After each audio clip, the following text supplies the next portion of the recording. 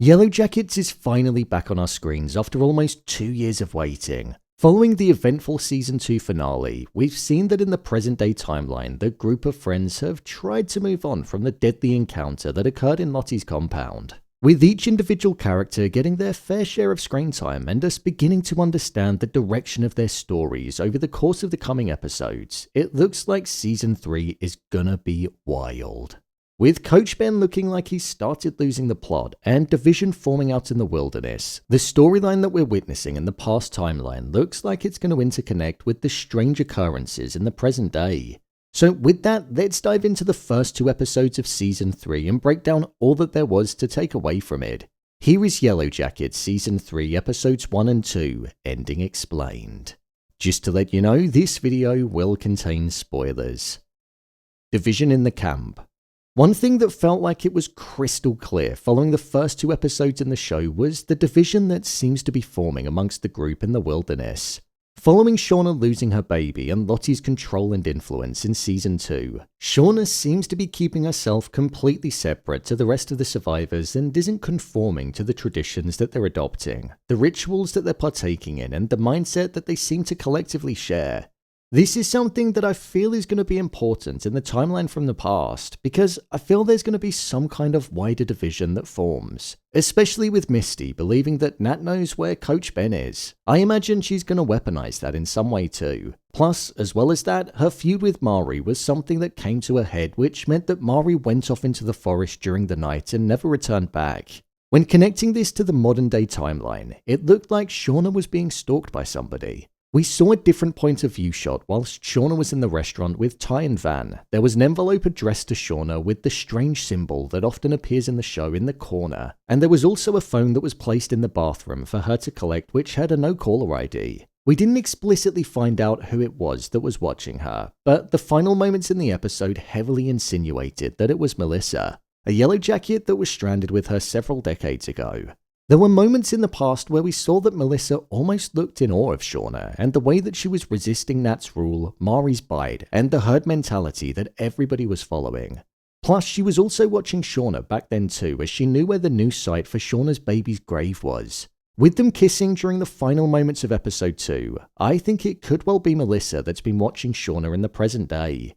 Maybe there was a message on the tape that was left, but because she didn't hear from her, that could be why she left a phone in the bathroom, so she could pass over the message that way. But even still, that obviously didn't work. With division being at the epicenter of the timeline in the wilderness, I wonder if Melissa coming back into the equation and trying to get a message across could be the beginning of a new sense of division forming amongst the group in the present day. I'm presuming that maybe she heard about what happened at Lottie's compound, and if she was closest with Shauna, that could be why she's reaching out to her. Maybe she's held onto some information after all of those years and she's finally ready to speak about it, or she could be experiencing some strange occurrences. Misty's lack of direction. I actually felt so bad for Misty in this episode. Walter was right with what he was saying to her, but she was just refusing to listen to him. Misty was in a true time of need and felt responsible for the death of Natalie, and she was also mourning the fact that she lost her best friend. So much so that in order to be closer to her, she put on Nat's jacket and was embodying her persona, as if to make out like she was still around. I think Nat was her idol because she was the main person in the group that was there for Misty whenever she was in her time of need. But now, with Nat gone, it shows even more. This is because none of the others were there to pick up the phone for her when she was in a drunken state, and Shauna also abused her position as her friend and roped her into spending time with Lottie and looking after Callie without properly telling her, something which I thought was unfair. We saw this whole situation reach its climax though, with her throwing Walter out for feeling like he crossed the line with how he viewed her friends. But I feel like she'll now probably feel the absence even more, because now she's going to be all alone. So I think that's an avenue that we're going to be seeing Misty going down throughout the season, battling with loneliness. During the timeline in the past, we saw Natalie and Misty spending time together whilst on the search for Mari, and she spilled the beans to Shauna about the fact that Coach Ben could still be alive, and that Nat might know where he is. Whilst I do think Misty's main problem is that she's quite chaotic and she looks for loyalties and allies with whoever will show her attention, I feel like her involvement is going to be something that will contribute to the overarching division in the Yellowjackets team. Coach Ben and Mari. I actually got such joy in seeing Coach Ben walking through the forest because it was literally at that point of the episode where I was wondering where he was and what he was up to. So it was perfectly timed by the writers. Unlike the girls that survived in the cold due to the cabin burning down and it being alight for 3 weeks, he was out there on his own and somehow managed to find a way of keeping warm and finding shelter. I'm presuming it's in the cave that we saw him in at the end of episode 2.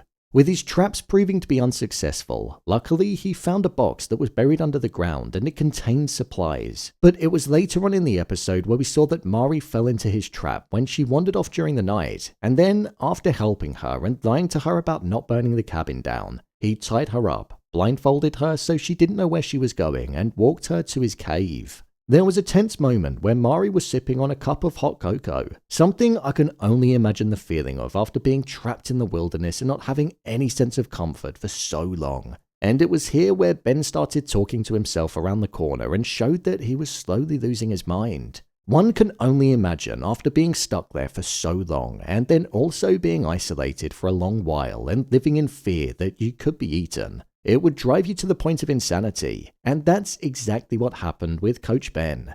Mari is a character that we've not seen in the present-day timeline, so it does make me wonder if something's going to happen to her. Lottie's grasp on Travis. Lottie just feels like a full-blown psycho in the past and present day with the way that she acts, and it was ever present in the previous timeline. She kept giving Travis these mushroom-type things that were making him connect to the entity that seems to be in the wilderness with them. He heard the trees screaming and crying when he took them, and it also seemed like he saw these things that were coming towards him, to the point where he said to everybody else, "They're coming." So dark things are definitely on the horizon for the group with it, and what it is going to be demanding. A moment of deflection from Travis though was when he told Lottie that it was more connected with others in the group, for example, Akila. He said that she was already closer to it, and her connection with animals was a sign of that. So following that moment, it led Lottie to walk over to her. I genuinely hope nothing bad happens to her though, because this is clearly a lie from Travis, so he doesn't need to participate in taking what Lottie was giving him. With Lottie most likely believing what Travis said and believing that she'll be closer to the entity, it might make Lottie turn to drastic measures in order to get her to try and communicate. Like Mari, we haven't seen the adult version of Akila in the show, so we still don't know if she ended up making it out alive or not. So I wonder if this is going to have something to do with Lottie. Actions have consequences.